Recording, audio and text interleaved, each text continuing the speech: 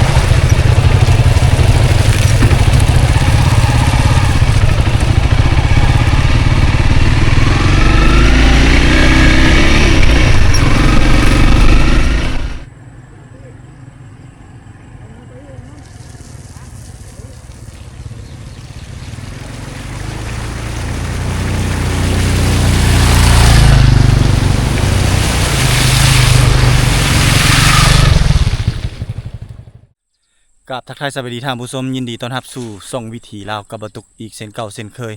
สำหรับคลิปวิดีโอนี้บตุกและทีมงานได้เดินทางมุ่งหน้าสู่เมืองบุรพาหลังจากที่คลิปวิดีโอก่อนได้พาท่านผู้ชมไปเบิ่งการห่อนค่ำหรือว่าการบ้างค่ำของชาวบ้านในเขตชนบทแถบเมืองเซปูนท่านผู้ชมเนาะในคลิปวิดีโอนี้บตุกเดินทางผ่านเมืองวิลาบุรีเข้ามาเนาะแล้วก็มาฮอดบ้านน้ำสร้างขึ้นกับเมืองบุรพาแขวงขม่วนซึ่งหมู่บ้านแห่งนี้ตั้งอยู่ท่ามกลางป่าเนาะป่าลึก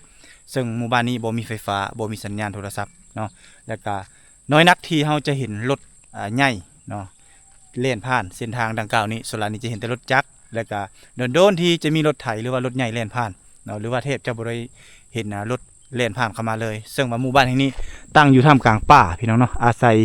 ป่าไม้ธรรมชาตินี้ในการปลูกเฮือนปลูกซานหรือว่าดำรงชีวิตอยู่ในพื้นที่ดังกล่าวนี้ก็จะมีเส้นทางภาคกลางนี้เนาะหมู่บ้านเป็นหมู่บ้านเขาเรียกว่าบ้านน้ำสร้างแต่ในเขตนี้บ่เห็นน้ำสร้างพี่น้องเอ้ยนี่เพิ่นก็จะอาศัยอยู่ตามป่าตามดงแล้วก็ปลูกเฮือนซึ่งเป็นเฮือนไม้ที่มุงด้วยสังกะสีเนาะเป็นเฮือนไม้ซับฟากซับอย่างต่างๆนี่อันนี้แม่เขาเจ้ายังบ่ทันมาแต่ให้เชื่อได้พี่น้องเอ้ยยังไปพากันไปเสียหญ้าให้หรือว่าเสียหญ้ามันต้นเนาะเสียหญ้าเข้าอยู่และเขตนี้นี่ยังต่ำเข้าอยู่พี่น้องเอ้ยเพราะว่าเขาจะบ่มีไฟฟ้าบ่มีโรงสีเนาะแล้วก็เฮือนเขาเจ้านี่ก็ดังที่ได้เห็นนำกันนี่เนาะแต่ก่อนแห่งเต็กเนาะมุ่งไปตรงคอหรือว่าเอาไม้สอดไม้เหี้ยเนาะหรือว่าไม้พุงไม้พางนี่มาเฮ็ดเป็น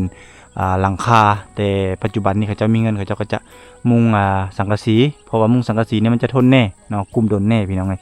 นี่อยู่ใต้ถุนบ้านบรรยากาศยามเช้าหรือว่ายามแลงๆเนาะเราจะเห็นเขาเจ้าต่ำเข้าแต่ว่ามามื้อนี้ตอน 3:00 นหรือว่า 15:00 นชาวบ้านยังบ่ทันกลับมาเถอะขุมที่ท่านผู้ชมเห็นนี่ก็คือขุมโบมเปรียบเสมือนหมู่บ้านแห่งนี้นี่ ตั้งอยู่กลางป่าแล้วเขาเจ้าบ่ค่อยได้ทางป่าปานใดในเขตหมู่บ้านของเขาเจ้าเองเนาะในโดยเฉพาะยามฝนยามฟ้ายามฝนนี่เห็นให้ป่านี่มันหกอันนี้คือสิแม่นอุปกรณ์เครื่องมือนี่อันนี้อุปกรณ์เครื่องมือที่เขาเจ้าเหลาเอานี่เพื่อจะเอาไปเฮ็ดแฮ้วเนาะใส่หนูใส่หยังต่างๆก็คืออาศัยอยู่กับธรรมชาติแล้วก็หาสัตว์ป่าอีหยังต่างๆนี่กินไปพี่น้องเอ้ยนี่คันใดก็ยังแบบเก่าแก่ดั้งเดิมเนาะอันนี้คือเฮือนของชนเผ่าบรูตรีเนาะชนเผ่าตรีของบ้านน้ำสร้างโอ้มันใกล้เขาเจ้าก็อยู่เทิงปลายไม้เพราะนั่นคือใกล้ป่าเลยเฮ้ยพี่น้องเอ้ยนี่ฝั่งนี้จะมีเฮือนอยู่2หลังเนาะฝั่งนี้จะมีเฮือนอยู่หลายหลังเติบนี่ก็จะเฮือนหลังนั้นเป็นเฮือนมุงกระเบื้องเนี่ยคนที่ว่าหาเงินได้หาเงินเก่งเขาเจ้าก็จะปลูกเฮือนใหญ่เฮือนงามเนาะแต่ว่าอยู่ตามป่าตามดงนี่เลยบ่ได้ทางเลยพี่น้องเอ้ยนี่เข้ามาเฮือนหลังนี้เฮือนหลังนี้ก็เป็นเฮือนเครื่องถาวรอยู่เนาะพี่น้องนี่ก็จะเป็นเฮือนมุงกระเบื้องแล้วก็แอมด้วยฝาไม้เป้นเนาะเสาไม้ก็ถือว่าเนี่ยนาถาวรกว่าเฮือนหลังเมื่อกี้นี้เนาะเขาจะเริ่มขยายแต่สังเกตว่าบ่มีไฟฟ้าเขาจะใช้โซลาร์เซลล์นี่สามารถเบิ่งจานส้มเนาะหรือว่าจานของลาวนั่นแหละเนาะสามารถเบิ่ง2ลาว2ไทย2ต่างประเทศได้หมดเนาะนี่ก็จะมีหัวเป็นเขตไปเขตมันคือกันนะเขาก็จะหมายหัวคันเขตแดนเนาะบรรยากาศยามนี้มาเราบ่ค่อยได้เห็นชาวบ้านปานใดเนื่องจากว่าเขาเจ้ายังบ่ทันกลับมาจากนาเวียกนางานก็คือไปให้ไปสวนพี่น้องเอ้ยยังไปหาเสียหญ้าเข้าเสียหญ้ามันอยู่นี่อันนี้คือเฮือนของพ่อแม่ประชาชนเนาะของชาวบ้านในชนบทขออนุญาตถ่ายเด้อนี่เขาเจ้าอยู่แบบนี้เลยพี่น้องอาศัยอยู่กับธรรมชาติเนาะตัวนี้นี่เขาเอิ้นว่าบ้านน้ำสร้างแต่ขึ้นกับบ้านลาดพี่น้องขึ้นกับบ้านลาดเนาะก็คือบ้านน้อยของบ้านใหญ่เขตนี้มีอันนี้เขาเอิ้นว่ากระปางหัวยนต์บ่หัวน้ำมันอย่างต่างๆสมัยแต่ก่อนเขาเจ้าก็เอามาเฮ็ดเป็นคุเนาะเอามาตีรีไซเคิลเฮ็ดเป็นคุหรือว่าอาวุธในสมัยสงครามเอามารีไซเคิลเนาะเฮือนสร้างของมันก็จะอยู่เป็นแบบนี้แหละพี่น้องอยู่ตามธรรมชาตินี่เลยอันนี้แม่นบ่อนเขาเจ้าใส่โซลาร์เซลล์แม่นมีทุกหลังคาเฮือนเขาเจ้าแจกหมดแต่บ่ฮู้ว่าเพิ่นเอาไปใส่แล้วบ่เห็นละหรือว่ามันเพบ่หรือว่าจังไดเนาะนี่ป่าไม้นี่เขาเจ้าก็บ่ได้ถางเลยเด้บ่ได้ทางเลยปะคือจังซี่เขาเจ้าอยู่ตามมีตามเกิดอันนี้เป็นคุมโบมพี่น้องคุมโบมก็คือเขตนี้ในเมื่อก่อนน่าจะเคยเป็นสมรภูมิรบในสงครามเวียดนามสมัยแต่ก่อนที่เขาเจ้าเอาเวียดนามเอาเส้นทางเนาะคนอาวุธลำเลียงผ่านประเทศลาวนี่ก็เลยเฮ็ดให้ประเทศลาวนี่ตกเข้าสู่ในสภาพสงครามอย่างเต็มรูปแบบในสมัยก่อนจนถึงปัจจุบันอันนี้คือเงินของชาวบ้านเพิ่นในชนบทเนาะโอ้ตีกันแล้วทางนั้นให้เลยเนาะ นี่มาตอนนั้นยังเห็นตำเข้าอยู่นี่เนาะมื้อนี้บ่ได้ตำเนาะบ่ได้ตำเข้าเลยเนาะเขาเจ้ายังบ่มาแต่ให้บ่ซั่นนี่ยังบ่มาแต่สวนบ่มาแล้วเขาก็มาเริ่มมาเลยเนาะโอ้ไปเสียหญ้าแม่นบ่เสียหญ้าเข้าเนาะเชียร์หน้าเข้าเชียร์หน้ามันโอ้เฮ็ดมันนำเฮ็ดข้าวนำมันไปขายอยู่ไสมันนี่ขายอยู่เวลากันบันลาดขายอยู่บ้านลาดนี้ล่ะโอ้เฮ็ดอยู่นี่แล้วไปขายอยู่นั่นเท่าไหร่ชามแบบนี้แหละนี่พี่น้องเนาะอันนี้ขึ้นกับบ้านลาดเนาะแม่บ้านละแม่นบ้านน้ำสร้างแม่นโอ้แต่ว่าขึ้นกับบ้านลาดบ้านใหญ่พุ่นเนาะแม่นโอ้ไสซะน้ำสร้างเขาว่าน้ำสร้างอยู่ไสน้ำสร้างอยู่บ้านในพุ่นอยู่บ้านในบ่มีน้ำกินมีบ้านในอีกบ่นี่มีบ้านนี่บ่อยู่พุ่นกะอยู่พุ่นเข้าไปในพุ่นได้มีจักหลังคาเข้าไปพุ่นเฮานี่แล้วนี่หมดแล้วบ่มีคนอยู่แล้วบ่มีโอ้เดี๋ยวย้ายออกมาอยู่นี่โอ้ที่จริงบ้านน้ำสร้างลำอยู่บ้านในพุ่นไกลบ่แต่นี่เข้าไปบ่ได้ไกลบ่ได้ไกลตามทางนั่นแหละโอ้ประมาณฮอดบ่ลักนึงน่ะเตอะไกบ่ฮอดเนาะแต่มีบ่เฮือนคนที่ว่าบ่มีเขานี่หมดแล้วเป็นป่าอยู่บ่โอ้มีต้นไม้ใบหญ้าเต็มบ่มีแล้วหญ้าก็มีเป็นหยังเขาจังงั้นให้ย้ายออกมาอยู่พี่ย้ายบ่ม่วนเลยอย่าเบิ่งรถล่างนะสบายอยู่สบายอยู่เนาะพุ่นเลยน้ำน้ำแล้วอยู่พุ่นโอ้ย้ายออกมาอยู่นี่หลายปีแล้วบ่ได้ละ10 ปีประมาณ10 ปีเนาะย้ายออกมาอยู่ทางนี่เนาะเพราะว่าอยู่นี่มันติดทางแม่นเนาะอยู่กระเตาะอยู่อย่างกับเที่ยวทางนี้ไปวิระทางนี้เนาะโอ้ก็เลยพากันย้ายออกมาอยู่พี่เดี๋ยวนี้มีจักหลังคาหมดบ้านนี่ฮอดบ่อัน10 ปลาย16แล้วว่าโอ้16หลังคาเนาะ นี่ทั้งหมดมี16หลังคาเนาะบ่มีไฟฟ้าบ้านนี้เนาะบ่มีสัญญาณนี่มีแต่ใช้โซลาร์เซลล์แม่นบ่ แม่น โอ้บัดเฮาจะไปตักน้ำเด้ซะคันบ่มีน้ำเขตนี้คือบ่เห็นห้วยเลย ไปตักอยู่ทางใด จักอยู่บ้านในพุ่นแล้ว เข้าไปย่างบ้านในคือเก่า แม่น แต่ว่าตักแล้วมากินอยู่พี่ แม่น โอ้ น้ำก็น้ำขุ่นได้ โอ้น้ำเฮาขุดเอาบ่หรือว่ามันออกบ่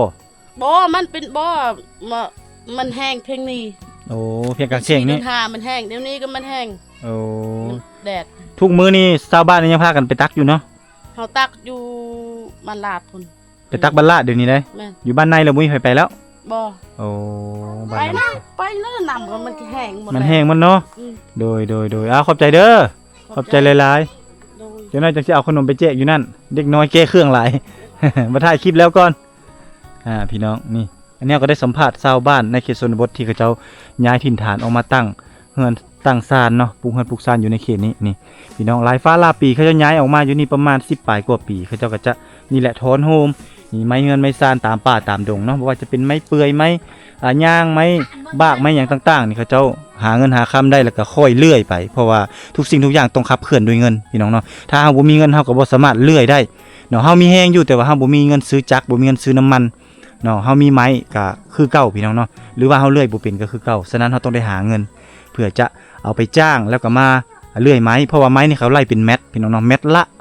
เพราะว่าทุกมื้อนี่ก็เปรียบเทียบใส่สถานการณ์โลกก็คือน้ำมันเนาะน้ำมันเป็นสิ่งสำคัญเพราะว่าน้ำมันนี่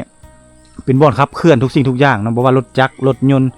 จักรอีหยังต่างๆก็ต้องได้ขับเคลื่อนด้วยน้ำมันซึ่งน้ำมันนั้นก็มาจากไสก็มาจากเงินพี่น้องเนาะเฮาต้องได้เอาเงินไปซื้อเขาเจ้าเนาะเฮ็ดให้ชาวบ้านนี่ก็ถือว่าค่อยขับเคลื่อนไปลำพังที่เขาเจ้าจะไปนี่แหละปลูกข้าวแล้วก็ได้ข้าวได้น้ำมากินนี่ก็บ่ธรรมดาเด้อพี่น้องเอ้ยฉะนั้นเฮาต้องได้เข้าใจวิถีชีวิตการเป็นอยู่ของชาวบ้านในเขตชนบทเนาะนี่แหละเขาเจ้าก็ค่อยขับเคลื่อนไปเทื่อละเล็กเทื่อละน้อยเนาะได้เฮือนได้ซานประมาณนี้พี่น้องนี่บางบ่อนเขาเจ้าก็จะถอนเสานี่ถอนเสาเฮือนเนาะอันนี้เสาเฮือนเพื่อสิได้เสาซ้ำนี้นี่ถอนมาบ่ได้ธรรมดาเด้อพี่น้องเอ้ยหลายฟ้าหลายปีได้เฮาจึงได้เสาเฮือนซ้ำนี้เนาะอันนี้คือวิถีชีวิตของเขาเจ้าที่บ่ทุกได้มีโอกาสเดินทางมาเก็บรูปภาพบรรยากาศเนาะนี่อันนั้นก็เป็นเฮือนอีกหลังหนึงออกเฮือนเลยได้หลังนั้นเนาะออกเฮือนแบบเขาเจ้าเอาลูกเอาเมียแล้วก็ออกเฮือนหลังนี้ก็เป็นเฮือนอีกหลังหนึงทางนี้กำลังจะดูเนาะโอ้อีหยังล่ะกระปาดบ่กระปาดพี่น้องกำลังกินข้าวมีกระปาดมาแต่ให้บ่นี่โอ้เพิ่นมาแต่ให้แต่สวนเนาะโอ้ขออนุญาตเด้อบ่ได้ถ่ายลูกเพิ่นเพราะว่าลูกเพิ่นอันนั้นบ่ได้ส่งนี่ถ่ายแต่พ่อกับลูกนี่ก็พ่อนี่เนาะมาแต่ให้บ่นี่นั่นน่ะไปปลูกข้าวบ่เสียหญ้าข้าวเนาะหญ้าข้าวหญ้ามันนำบ่นั่นนี่พี่น้องเนาะมาแล้วก็เพิ่นเอาโนค่านี่มาพร้อมนี่มาแล้วก็เฮ็ดกินพี่น้องเนาะอันนี้ข้าวก็เป็นข้าวให้เด้นี่เนาะข้าวตำเอาแม่นบ่ตำแน่นอนนี่เนาะ สีแค่มือเดียว อันนี้คือวิถีชีวิตของพระเจ้าขอบใจหลายๆเด้อเมื่อกี้เราได้ขึ้นไปสัมภาษณ์ชาวบ้านเพิ่นกำลังกลับมาแต่ให้แล้วก็มาหาเนาะค่าเนาะสารจากป่าจากดงหรือว่าจากให้จากสวนเพิ่นมาแล้วเพิ่นก็มาแกงใส่เขียดกับปาดกินพี่น้องเนาะนี่อันนี้ก็เป็นเฮือนอีกหลังหนึ่งเขาเจ้าก็สิได้โมดได้ทรงได้วิธีการเนาะจากเขาเจ้าไปในเมืองบ่หรือว่าเห็นในโทรศัพท์เป็นอย่างต่างๆเนาะเขาเจ้าก็จะมาปลุกเฮือนลักษณะคือเฮือนโมเดิร์นเนาะแต่ว่าเป็นโมเดิร์นไม้เนาะโมเดิร์นสูงนี่เขาจะโตเจ้าน้อยเขาจะโตกระเทิบนี่เขาจะมีเสาละเนาะมีเสาก็เอาเสาไม้แกนจากธรรมชาติก็คือจากป่าจากดงที่เขาเจ้าอาศัยอยู่นี่แหละเนาะเห็นมาปลุกกระเทิบออกมาทางหน้านี่เนาะกระเทิบตึ๊บออกมาทางนั้นนี่พอดีเลยได้เป็นโมเดิร์นแบบโมเดิร์นไม้โมเดิร์นยกสูงถือว่างามทุกมื้อนี้กำลังฮิตเลยอ๋อนี่เห็นบ่สังกะสีนี่เป็นแผ่นอลูซิงที่เขาเจ้าเอามาแต่พูดแหละมาแต่วิละเนาะส่วนหลายนี้จะออกวิละเพราะว่าออกวิละแต่นี่ไปนี่น่าจะประมาณ20 กว่ากิโลเมตรก็จะฮอดเมืองวิละบุรีพี่น้องเนาะซึ่งว่าติดกันกับเมืองบัวลาภาแขวงขมวนเนาะนี่อันนี้คือเฮือนเพิ่นเขาเจ้าก็ออกแบบเฮือนซานซึ่งเฮือนนี้แม่เขาเจ้าไทยบ้านเขาเจ้าเองปลูกเองสร้างเองเด้เนาะนี่เขาเจ้ามีเครื่องจักรเป็นหยังเขาเจ้าจึงจะปลูกเฮือนหรือว่ากบไม้เนาะกบไม้ได้เนาะหรือว่าเลื่อยไม้เฮ็ดหยังได้ก็นี่แหละเขาเจ้าหาเงินมาได้เขาเจ้าก็จะไปซื้อเครื่องจักรอยู่เมืองวิลาบุรีเนาะเพื่อจะมาเป็นจักรปั่นไฟในการสร้างเฮือนเพราะว่าเขตนี้บ่มี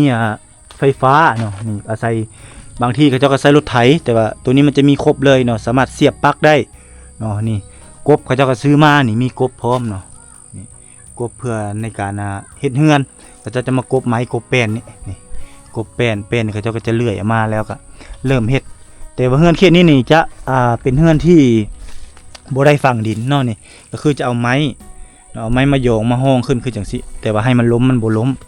เนาะเพราะว่าเขตนี้เนี่ยมันบ่มีพายุหุ่นแห้งคือประเทศที่มีชายแดนติดกับทะเลเนาะเฮ็ดให้เขาเจ้า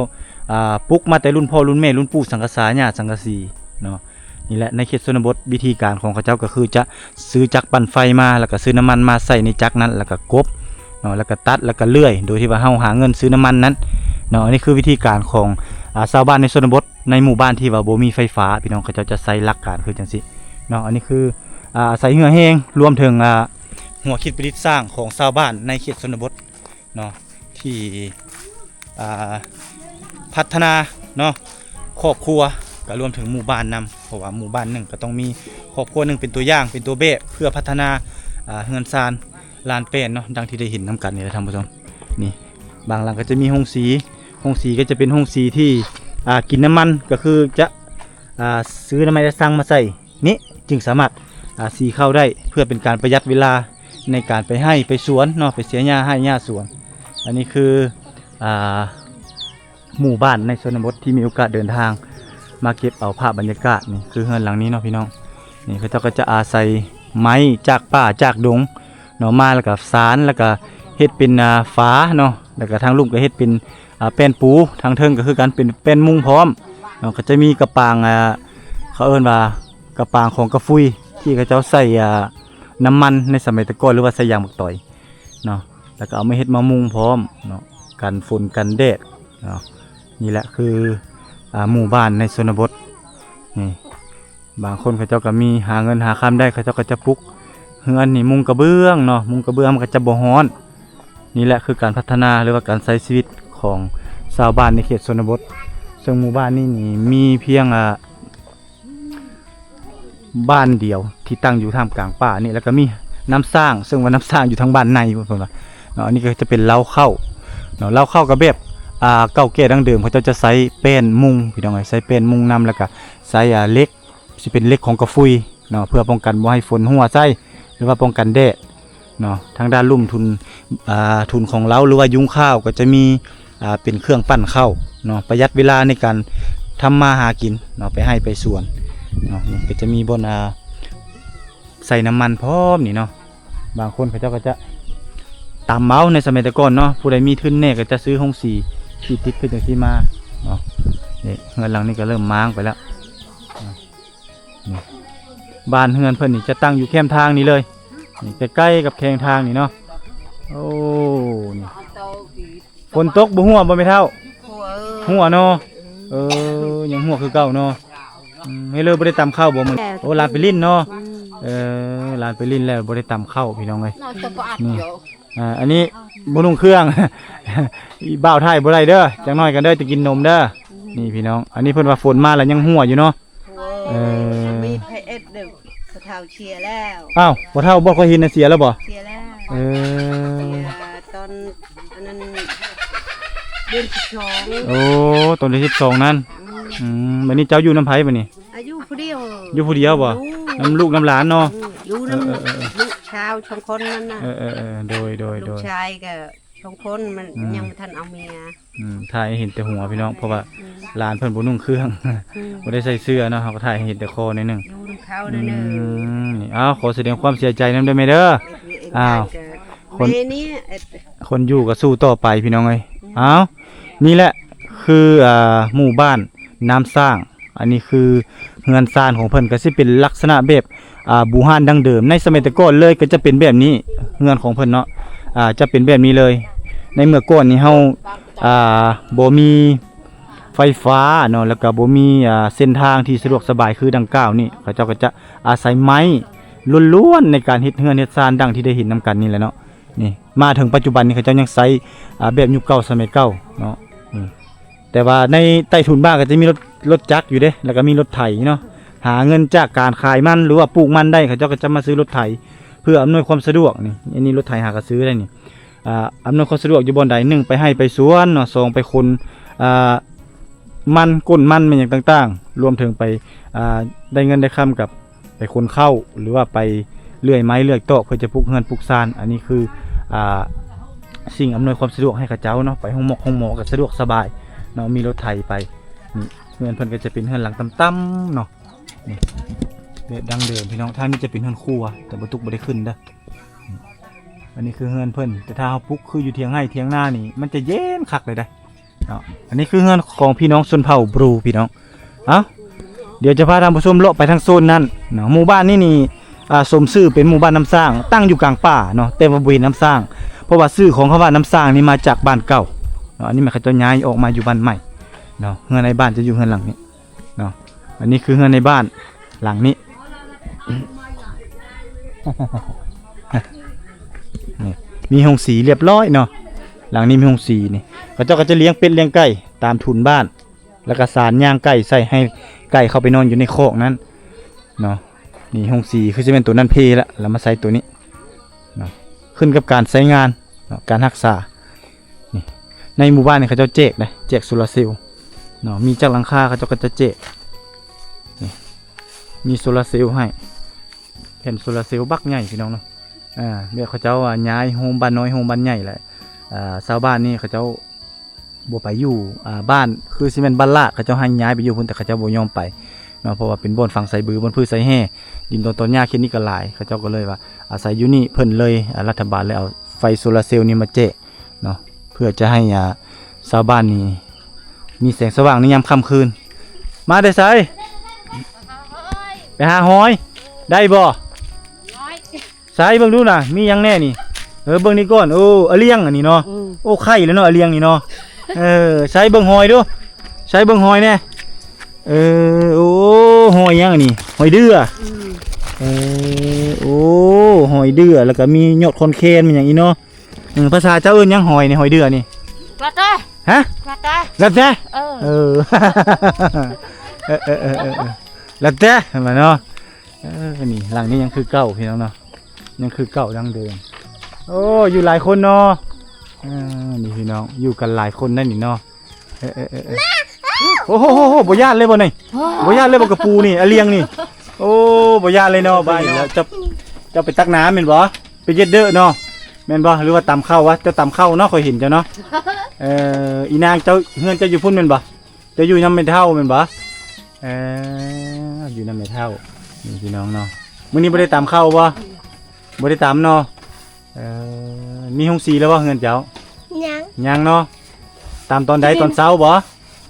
ตอนเช้าบ่ตามตอนเช้าเนาะโอ้สวยงามเนาะนี่เดี๋ยวน้อยไปพุ่นเด้อ เฮ้ไป เช้าแล้วมันบ่งับมือบ่จับในนี้ได้บ่เอามายังนี่จ้า ป้า จ้าบ่โอ้เอามากินบ่นี่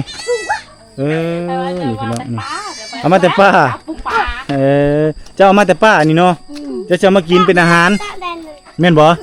อย่าให้ลูกจับเด้นี่จนนั้นมันครบมือยืนให้ลูกจนให้ลูกเอามือป้อนเข้าเลยเฮ็ดได้นี่ครบมือลูกแล้วนี่โอ้ขายบ่ให้ค่อยนี่ค่อยสิซื้อนี่เจิงนี่ จังละจัง เท่าไหร่นี่เจ้าสิขายนี่ 10,000 บ่ ไม่จัง 10,000ขายบ่ 10,000 10ก็เอ็ดอ่ะ อีดบ่ค่อยสิซื้อไปปล่อยเด้อ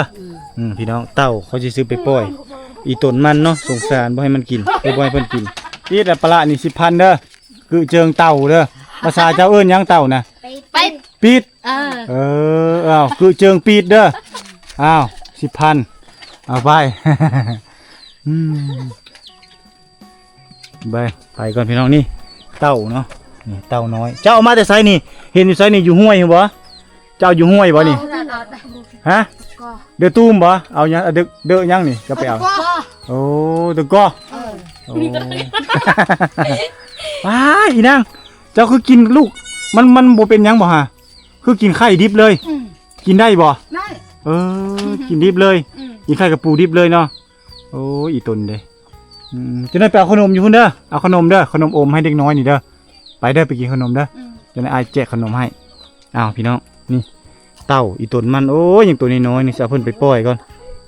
นี่เนาะในเต่ามาแล้วผมเบิ่งเบ้นี่ก็ผู้ตัวงามๆเนาะ3ตัวนี่หาก็ได้ลูกใหม่ๆเลยนี่มันหาก็ได้บ่นี่อีตนนี่เนาะนี่เคินเบ้เนาะมันกินหญ้าได้เบ้นี่ได้นี่มันห่วงลูกอย่ามาเลย เบ้ตัวนี้เนาะนี่คืออันนี้ทางไปบ้านเก่าแม่นบ่นี่บ้านน้ำสร้างบ้านเก่าเนาะไปนี้มีคนอยู่บ่อยู่พุ่นบ่มีแล้วนี่พี่น้องนี่คือเส้นทางไปบ้านเก่าเฮือนเขาเจ้าก็จะปลุกนี่แหละเลี่ยนๆก็คือจังซี่ตัวนี้เป็นเล้าเข้าตัวนี้มาเท่าใดก็บ่เห็นเพิ่นเนาะเฮือนหลังนี้มายามใดก็บ่เห็นเพิ่นอยู่เฮือนนี่เขาเจ้าใส่โซลาร์เซลล์อันนี้เป็นเฮือนนะพี่น้องเอ้ยนี่เป็นเฮือนแบบบูฮานดังเดิมแต่เขาเจ้าเล้าเข้าเขาเจ้าก็มีนี่เนาะเฮือนหลังซ้ำนี้เล้าเข้าก็ต้องปลุกอยู่พุ่นถ้าว่าเอาเข้านี่มาไว้อยู่เฮือนนี่ก็ย่านมันหักหรือว่าบ่มีบ่นอนเนาะนี่เขาเจ้ามุงด้วย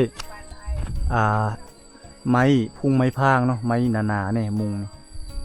บรรทุกกายมานี่น่าจะประมาณ 3-4 ปีนี่แล้วเฉพาะเฮือนหลังนี้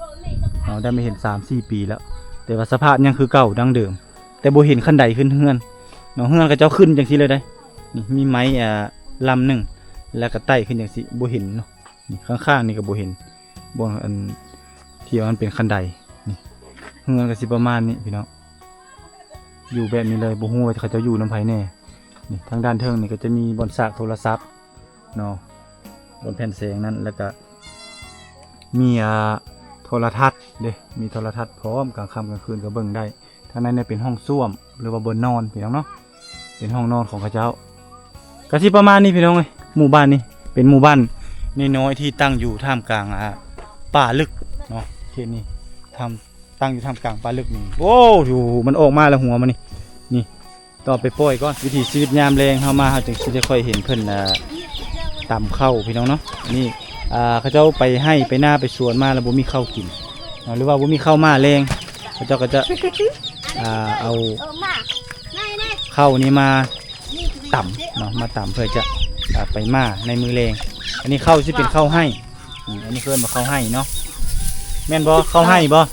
โดยใช่ใช่โดยใช่ข้าวให้พี่น้องเนาะข้าวและนี่โดยและนี่โดยมะลินโดยขมอน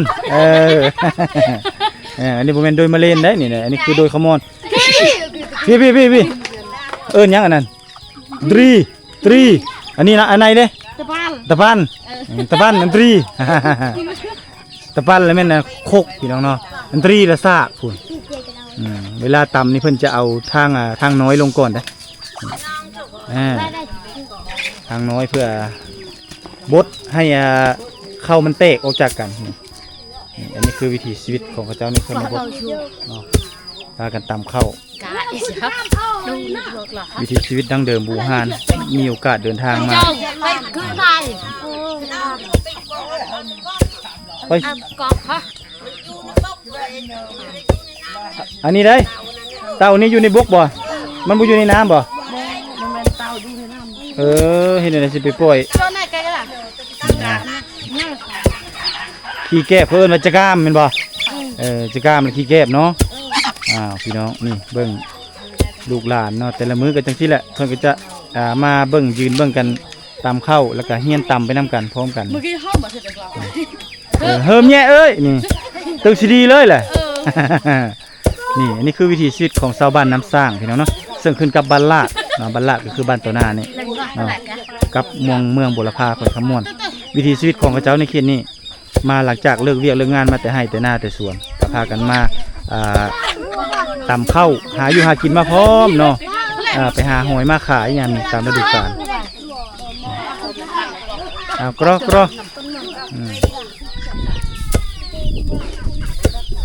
เพื่อสิเลขนี่เนาะใช้เวลาดนเติบได้นี่อันนี้ขั้นตอนแรกก็คือตำเอาก้างมันออกก่อนเนาะให้ก้างเข้านี่ลุดออกจาก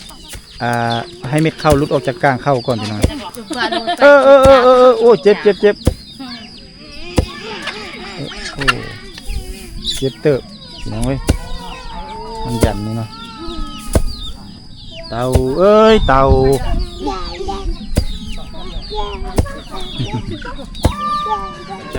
อ้าวเข้าลิฟต์เข้าอีกแล้วไม่ห้างบ่ผู้สาวบ่นี่โอ้ตัวนี้แหละผู้สาวตัวนั้นแหละไม่ห้างกระมูลเนาะโอ้กระมูลอเนาะกระมูลเนาะ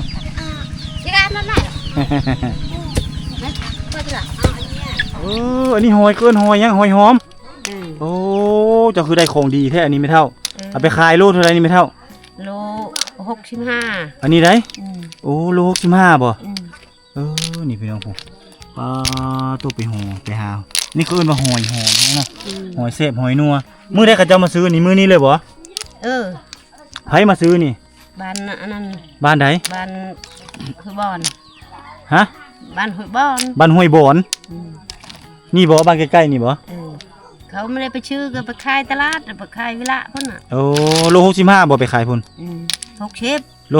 60โอ้ไปอยู่พุ่นโล60เนาะโล50ก็ขายบ่ ยากน้ำเขา ของไผซะนี่น่ะ เขาลูกชาวทุก โอ้ คนน่ะ ของลูกสาวบ่ เออ ลูกสาวหาไปหาก็ไปหามานี่บ่ เออ ไปแต่เช้าแม่นบ่นี่ อืม อันนี้ก็แม่นหมดบ่ในกระเป๋านี่ แม่น ได้จักโลเข้าไปมื้อหนึงนี่ ยากได้ชิโล5 โลเนี่ย โอ้ได้ประมาณ4โล5โลเนาะไปแต่เช้าพุ่นบ่นี่ อืม ไปแต่เช้าหากะมานี่เด้อพี่น้องเอ้ย เขาช่องไอ้น้อง อันนี้เพิ่นว่าหอยหอมเนาะยามนี้ฤดูกาลนี้แหล้วแม่นมีเนาะ อืม หมดเขาสิว่าแล้วก็ยามฝนแม่นบ่แม่ เออ คำว่ากายยามฝนนี่เด้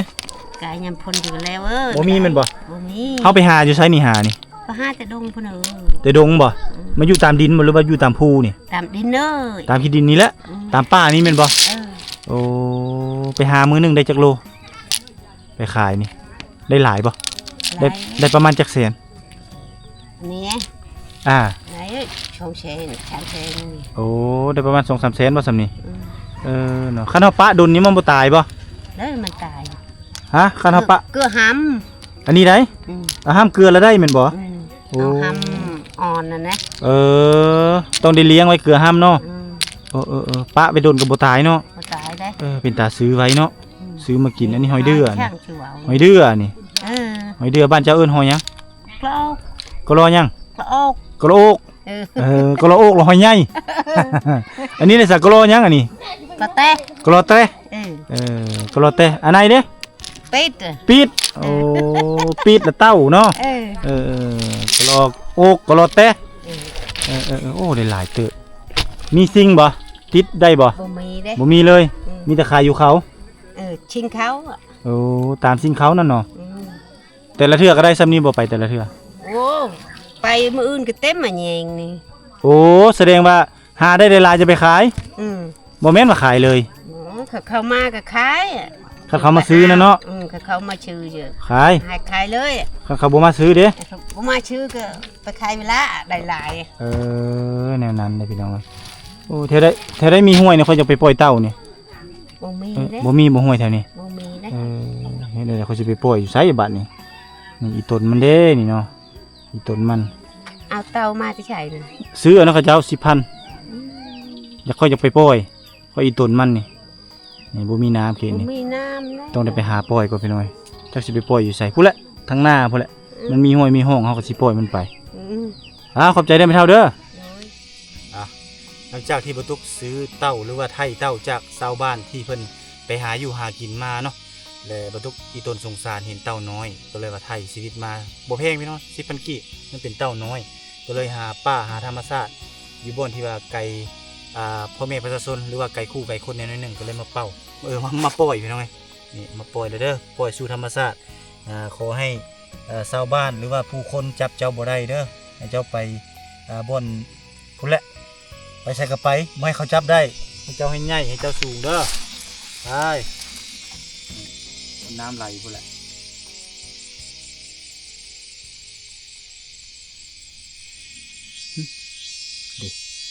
มันเอาตีนเอาเลย เริ่มไปแล้วโอเคท่านผู้ชมนะสำหรับคลิปนี้บรรทุกกับทีมงานก็ได้มีโอกาสเดินทางมาเยี่ยมยามทำข้าวถ่ายทอดวิถีชีวิตชาวบ้านน้ำสร้างทางเขตเมืองบุรพาแขวงขมวนให้ท่านผู้ชมได้ติดตามรับชมซึ่งหมู่บ้านแห่งนี้ตั้งอยู่ท่ามกลางป่าลึกพี่น้องเนาะแล้วก็บ้านเก่าของเขาเจ้าแท้ๆแม่นจะอยู่ทางด้านในแล้วเขาเจ้าได้ย้ายถิ่นฐานออกมาอยู่ตั้งอยู่แคมป์ทางเพื่อสะดวกสบายในการเดินทางคมนาคมไปหาหมกหาหมอหรือว่าเข้าในเมืองเนาะไปหาซื้ออยู่ซื้อกินเป็นอย่างต่างๆหมู่บ้านแห่งนี้นี่แม่นอาศัยการทางป่าเฮ็ดให้แล้วก็มาช่วงระยะ 2-3 ปีนี่แม่เขาเจ้าพากัน